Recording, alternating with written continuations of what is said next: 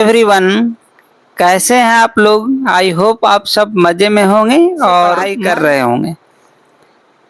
आज हम इस वीडियो में बात करने वाले क्लास 10th एक बहुत ही इंटरेस्टिंग टॉपिक है जिससे लगभग में 10 मार्क्स का सवाल जो है ना हर एक वर्ष पूछा जाता है। जिस टॉपिक का नाम है श्रम विभाजन और जाति प्रथा। यह एक निबंध है जो डॉक्टर भीमराव अंबेडकर के द्वारा लिखा गया है। देखिए, मैं लाइन बाय लाइन बुक तो नहीं पढ़ाऊंगा, लेकिन इतना कंटेंट आपको दे दूंगा, ठीक है। एमसीक्यू हम लोग करेंगे और साथ ही साथ उसके अंदर की जो रूपरेखा है उन सब के बारे में मैं आपको बता दूंगा। तो आप वीडियो में शुरू से लेकर अंत तक बने रहिएगा और 10 मार्क्स से ज़्यादा आएगा, ठीक है। कोई भी एग्जाम है, हिंदी का पेपर जब भी होता है उसमें श्रम विभाजन और जाति प्रथा से सवाल पूछा ही जाता है। तो एक शायरी के साथ मैं शुरुआत करता हूँ। मायूस मत होना कभी जिंदगी से, मायूस मत होना कभी जिंदगी से, कभी भी तेरा काम बन सकता है। मायूस मत होना कभी जिंदगी से, कभी भी तेरा नाम बन सकता है। अगर दिल में हो आग, अगर दिल में हो आग और हौसला हो बुलंद, तो अखबार बेचने वाला भी कलाम बन सकता है। तो चलिए, आप लोग भी अपने अंदर क्या है, जोश जुनून को बरकरार रखना है। ऑलवेज मोटिवेटेड रहना है, हमेशा मोटिवेटेड रहना है। डीमोटिवेट कभी नहीं होना है। और सुनिए, अगर कड़ी मेहनत आदत बन जाए, अगर कड़ी मेहनत आदत बन जाए, अगर कड़ी मेहनत आदत बन जाए तो सफलता, तो सक्सेस आपकी तकदीर बन जाती है। If hard work becomes a habit, success become destiny. चलिए हम लोग अब पठन पाठन को शुरू करते हैं। जो लोग चैनल से नए हैं वो चैनल को सब्सक्राइब कर बेल आइकॉन को प्रेस कर दें और वीडियो को जितना ज़्यादा से ज़्यादा शेयर करें, आप सब लाइक भी करें, ठीक है। तो चलिए हम शुरुआत करते हैं। खूबसूरत सा टॉपिक है क्लास 10th, श्रम विभाजन और जाति प्रथा। निबंध है, डॉक्टर भीमराव अंबेडकर के द्वारा लिखा गया है। चलिए के बारे में, पहले लेखक के परिचय के बारे में हम लोग जानते हैं। तो जैसा कि आप सबों को पता है कि डॉक्टर भीमराव अंबेडकर जो है ना, पूरे इंडिया में सबसे ज़्यादा डिग्री लिए हुए थे। Degree in the sense 10th 12th BA MA PhD lawyer, सारा डिग्री इनके पास था। इसलिए इनको क्या बोला जाता है, बाबा साहेब भीमराव अंबेडकर, संविधान के निर्माता इनको बोला जाता है। चलिए इनके जन्म को देखते हैं हम लोग। पहले 24 अप्रैल 1891 ईस्वी में हुआ है ना। 14 अप्रैल 1891 में इनका जन्म हुआ है। जन्म कहाँ हुआ है? जन्म स्थान है महू, मध्य प्रदेश में, ठीक है। कहाँ हुआ है? महू MP में पड़ता है। और एक दलित परिवार में इनका जन्म हुआ है। कैसा परिवार? दलित परिवार में जन्म हुआ है। और सुनिए, इनके माता का नाम जो था भीमाबाई सकपाल और पिताजी का नाम रामजी सकपाल था, ठीक है। ये सवाल पूछा जाता है, ऑब्जेक्टिव में यहाँ से बनता है सवाल। पहले तो जन्म और मृत्यु को आप ध्यान में रखिएगा। जन्म मैंने बता दिया, 14 अप्रैल 1891 में हुआ था। 14 अप्रैल 1891 में इनका जन्म हुआ। और निधन कब हुआ? तो 6 दिसंबर 1956, 6 दिसंबर 1956 में। कहाँ हुआ है? दिल्ली में हुआ, ठीक है ना। दिल्ली में इनका मौत हो गया। अब देखिए आगे बढ़ते हैं। लेखक के परिचय के बारे में देख लिए। लेखक के बारे में कुछ और पहलुओं को हम लोग जानेंगे जो एग्जाम के पॉइंट ऑफ व्यू से बहुत ही इम्पोर्टेंट है। लेखक के बारे में हम और क्या जानेंगे, इनका शिक्षा जो है ना कैसे हुई, तो सुन लीजिए। शिक्षा जो है, प्राथमिक शिक्षा के बाद बड़ौदा नरेश के प्रोत्साहन पर उच्चतर शिक्षा के लिए न्यूयॉर्क अमेरिका, फिर वहां से लंदन चले गए, इंग्लैंड गए, ठीक है। उन्होंने उच्च शिक्षा अमेरिका और लंदन से प्राप्त की है। दिलचस्पी वाली बात यह है कि समाज और राजनीतिक में बेहद सक्रिय भूमिका निभाने वाले भीमराव अंबेडकर बाबा साहेब अछूतों स्त्रियों और पुरुषों को मानवीय अधिकार व सम्मान दिलाने के लिए जो है ना अपना जीवन संघर्ष में इन्होंने बिताया, ठीक है। बाबा साहेब इनके जो है प्रेरक थे बाबा साहेब, किनसे प्रेरणा लेते थे? तो बुद्ध। 3 व्यक्ति थे इनके जीवन में जिनसे ये प्रेरित होते थे, मोटिवेटेड होते थे, उनके मार्गदर्शन और चिंतन करते थे। पहला थे बुद्ध, दूसरा थे कबीर और तीसरा थे ज्योतिबा फूले। ठीक है, 3 व्यक्ति थे जो इनके लाइफ में ये इनके फॉलोअर्स थे। ठीक है, चलिए लेखक के बारे में अब देखिए, इनके प्रमुख रचनाएं हैं, इसको भी ध्यान देखिएगा। मैं कंटेंट इतना लाया हूं कि आपके एग्जाम के लिए सफिशिएंट है, ज़्यादा अलबल नहीं भर दिया हूं। अब यहाँ से समझिएगा, श्रम विभाजन और जाति प्रथा जो है, गौर फरमाइएगा, श्रम विभाजन और जाति प्रथा जो पाठ है भीमराव अंबेडकर के प्रसिद्ध भाषण एनिहिलेशन ऑफ कास्ट से लिया गया है। कहाँ से लिया गया है? जो हम निबंध पढ़ने जा रहे हैं, श्रम विभाजन और जाति प्रथा, ये लिया गया है। इनका एक प्रमुख भाषण है एनिहिलेशन ऑफ कास्ट, उन्हीं का थोड़ा सा अंश उठा लिया गया है। और एक सवाल पूछा जाता है बहुत बार कि एनिहिलेशन ऑफ कास्ट का हिंदी रूपांतरण जो है ना, किसने किया था? तो ललाई सिंह यादव ने किया था। आप लोग बातों को सुनिएगा, हर एक बात लिखी नहीं जाती है, कुछ बात दिमाग में उतारा जाता है। चलिए प्रमुख रचनाएं देख लेते हैं और भाषण। The caste in India their mechanism, ये प्रमुख रचनाएं हैं भीमराव अंबेडकर साहब जी का। Genesis and development, the untouchables, who are they, who are Shudras, Buddhism and communism, Buddha and his Dhamma, thoughts on linguistic states, the rise and fall of the Hindu women, annihilation of caste. ठीक है, ये बाबा साहेब का प्रमुख रचनाएं हैं जो बहुत ही इंपॉर्टेंट है, एग्जाम में पूछता है ज़्यादा। ठीक है, चलिए आगे बढ़ते हैं। अब श्रम विभाजन और जाति प्रथा जो है उसका हम लोग सारांश देख लेते हैं, समरी को देख लेते हैं। ठीक है, सुनिए, ध्यान दीजिए, थोड़ा सा जूम कर लेता हूं। श्रम विभाजन जाति प्रथा का सारांश, समरी देखने वाले हम लोग। देखिए, प्रस्तुत पाठ बाबा साहेब भीमराव अंबेडकर, कहीं ड लिखा था है कहीं द लिखता है, उसमें नहीं उलझना है, अंबेडकर द्वारा प्रसिद्ध भाषण एनिहिलेशन ऑफ कास्ट से लिया गया है, जिसमें जाति पाति के सम्मेलन में पढ़ने के लिए बाबा साहेब भीमराव अंबेडकर ने लिखा था। यह आश्चर्य की बात है कि इस युग में भी, आश्चर्य की बात है कि इस युग में भी, सुनिएगा ध्यान से, यह आश्चर्य की बात है कि इस युग में भी जातिवाद के पोषकों की कमी नहीं है, है ना, जाति की ढिंढोरा फिटने वाले लोगों की कमी नहीं है। जबकि इतना तरक्की कर गया है, साइंस इतना तरक्की कर गया है, इसके बावजूद भी भारत की जाति प्रथा श्रमिकों का अस्वाभाविक विभाजन ही नहीं बल्कि विभाजित वर्गों का एक दूसरे की अपेक्षा ऊंचा नीचा भी करा देती है ना, ऊंच नीच की भावना पैदा कर देती है।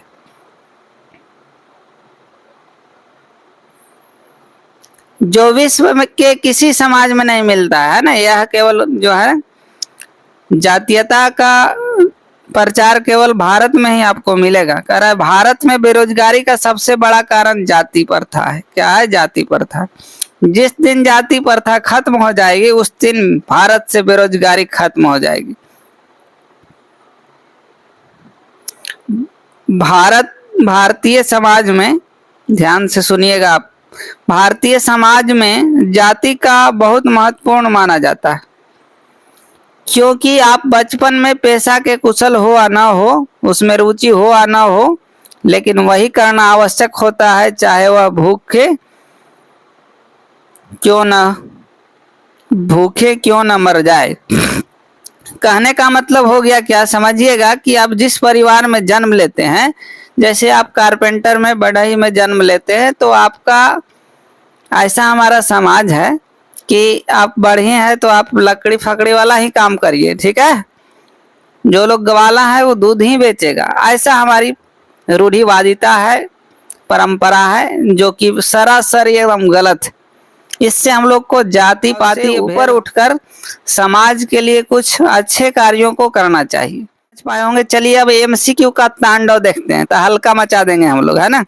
जब तक तोड़ेंगे नहीं तब तक छोड़ेंगे नहीं, क्योंकि हम लोग हैं बिहार के लाल। ठीक है, लाल और लालिमा।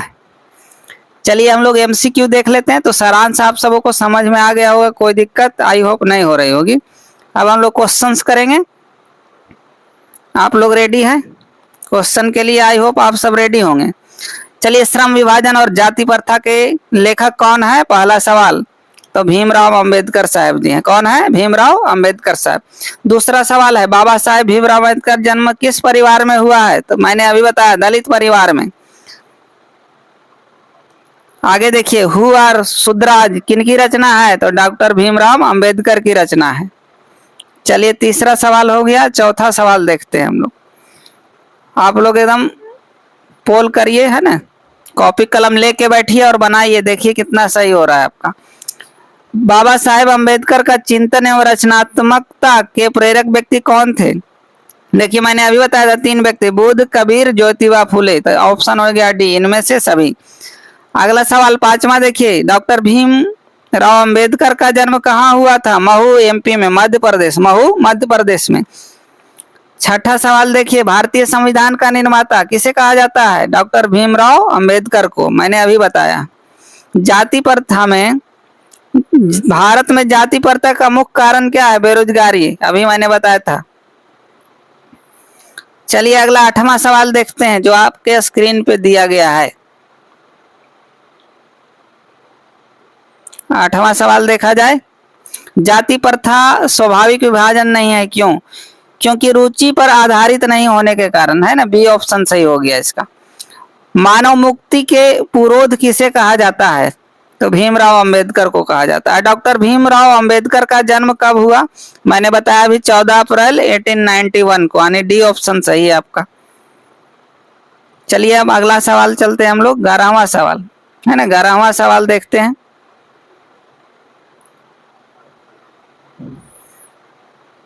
ग्यारहवां सवाल क्या है कि आदर्श समाज स्वतंत्रता, समानता, भ्रातृत्व पर आधारित होगा, यह किसने कहा था? तो भीमराव अंबेडकर। अरे चैप्टर ही पढ़ रहे हैं भीमराव अंबेडकर, तो सवाल का जवाब आधा तो भीमराव अंबेडकर ही हो जाएगा, बाबा साहेब हो जाएंगे। 12वां सवाल, भारत की राष्ट्रीय क्षमता का पूर्ण विकास किस व्यवस्था में संभव है?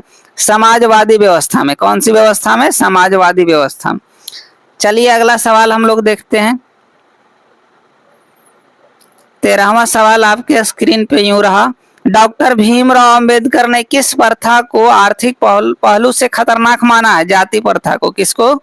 जाति प्रथा को आर्थिक पहलू से ज्यादा खतरनाक माने। 14वां सवाल, भारत में बेरोजगारी का मुख्य अप्रत्यक्ष कारण क्या है? जाति प्रथा। क्या है?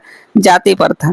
सब है, दहेज प्रथा, शिक्षा भ्रष्टाचार भी है, लेकिन अकॉर्डिंग टू योर चैप्टर, है ना, जाति प्रथा को मारेंगे हम लोग। चलिए अगला सवाल 15वां देखते हैं। आधुनिक सभ्य समाज श्रम विभाजन को आवश्यक क्यों मानता है? क्योंकि कार्य कुशलता के लिए। ठीक है, कार्य कुशलता के लिए आधुनिक सभ्य समाज श्रम विभाजन को जरूरी मानता है, कार्य कुशलता के लिए। अगला देखिए सवाल, जाति प्रथा श्रम विभाजन के साथ साथ किसका रूप लिए जा रहा है? श्रमिक विभाजन का। किसका रूप लिए जा रहा है? श्रमिक विभाजन का। चलिए 17वां सवाल देखते हैं। थोड़ा फास्ट कर रहा हूं क्योंकि मैंने अभी पढ़ाया है। इसका सब्जेक्टिव जो क्वेश्चंस है ना, वो नेक्स्ट लेक्चर में मैं आपको प्रोवाइड करवाऊंगा। ठीक है, श्रम विभाजन और जाति प्रथा बाबा साहेब के किस भाषण का संपादित अंश है? मैंने शुरू में बताया था, annihilation of caste. Annihilation of caste, यहां से आपका सवाल बनता ही बनता है। आगे मूक नायक जो है, मूक नायक क्या है? मूक नायक पत्रिका है एक। मूक नायक क्या है? पत्रिका है जो भीमराव अंबेडकर के द्वारा प्रकाशित होता था पहले। चलिए अगला सवाल देखते हैं, जो मैंने अभी बताया उसी से सारा सवाल है। डॉक्टर भीमराव अंबेडकर के पिता का क्या नाम था? मैंने शुरू में ही बताया था, क्या? रामजी सकपाल। डॉक्टर अंबेडकर ने पीएचडी की उपाधि कब प्राप्त की? 1916 में की। 1916 में इनको पीएचडी का उपाधि दिया गया। आगे देखिए 21वां सवाल देख लेते हैं हम लोग। आधुनिक कहा जाता है, आधुनिक मनु किसे कहा जाता है, तो बाबा साहेब भीमराव अंबेडकर को कहा जाता है। The caste in India their mechanism किनकी रचना है, भीमराव अंबेडकर की रचना है। भीमराव अंबेडकर की रचना कौन सी है, चलिए बताइए। 23वां नंबर सवाल, भीमराव अंबेडकर की रचना है the rise and fall of the Hindu women. ठीक है, किनके प्रोत्साहन पर बाबा साहेब उच्च शिक्षा के लिए न्यूयॉर्क गए थे, तो बड़ौदा के नरेश। ठीक है, बड़ौदा के जो राजा थे उनके मार्गदर्शन में, उनके प्रोत्साहन से वो जो है बाबा साहेब को मोटिवेट किए। इसके बाद वो कहाँ गए, लंदन गए, न्यूयॉर्क गए। ठीक है, चलिए आगे बढ़ते हैं। 25वां सवाल कह रहा है डॉक्टर भीमराव अंबेडकर की माता का नाम क्या था, तो मैंने बताया था शुरू में, भीमाबाई सकपाल, भीमाबाई सकपाल। 26वां सवाल देखते हैं हम लोग।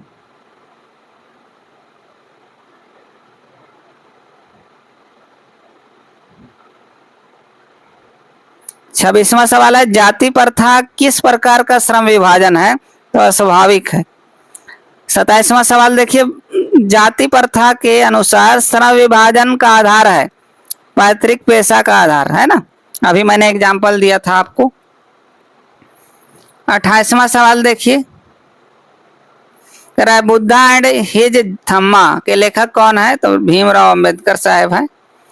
चलिए आगे बढ़ते हैं हम लोग, अगला सवाल देखते हैं। 29वां सवाल देखते हैं।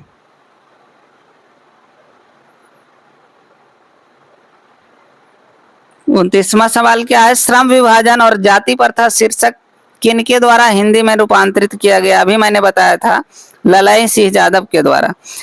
30वां सवाल, आधुनिक सभ्य समाज कार्य कुशलता के लिए आवश्यक मानता है, श्रम विभाजन को आवश्यक मानता है। 31वां सवाल, डॉक्टर भीमराव अंबेडकर की रचनात्मक प्रेरक थे, कौन थे, महात्मा गांधी, गोपाल कृष्ण, ज्योतिबा फूले, विवेकानंद, तो ज्योतिबा फूले थे। चलिए 32वां सवाल देख लेते हैं। डॉक्टर अंबेडकर ने किस पत्रिका का संपादन किया था, बहिष्कृत भारत। कौन सा पत्रिका का संपादन किए थे, बहिष्कृत भारत। अगला सवाल देखते हैं हम लोग, डॉक्टर भीमराव अंबेडकर की मृत्यु कब और कहां हुई थी, तो 1956 6 दिसंबर को, 6 दिसंबर 1956 को दिल्ली में, ये ऑप्शन सही। चलिए 34वां सवाल देखते हैं। आपको क्या करना है ना, आप सबों को केवल जितना मैंने सवाल करवाया उसको 2-3 बार सुन लेना है।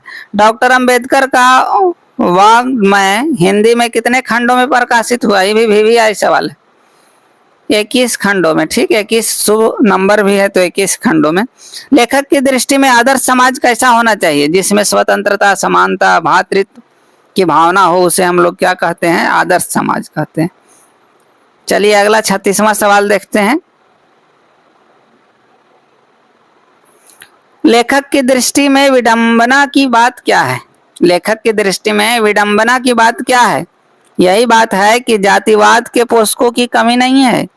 भारत इतना तरक्की कर गया, देश इतना तरक्की कर गया, टेक्नोलॉजी चरम सीमा पे है, इसके बावजूद भी जो है बहुत सारे लोग अभी क्या है, धर्म के, जाति के जो है ना, जाति के मुखौटे से जकड़े हुए हैं, जिसके कारण आगे नहीं बढ़ पा रहे हैं, जो समाज के लिए क्या है, बहुत ही खतरा है।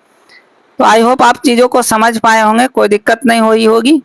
तो आपका एग्जाम में जो है ना 10 मार्क्स समझिए कि एकदम फिक्स हो गया, खाली 1-2 बार आपको क्या करना है ना, देख लेना है।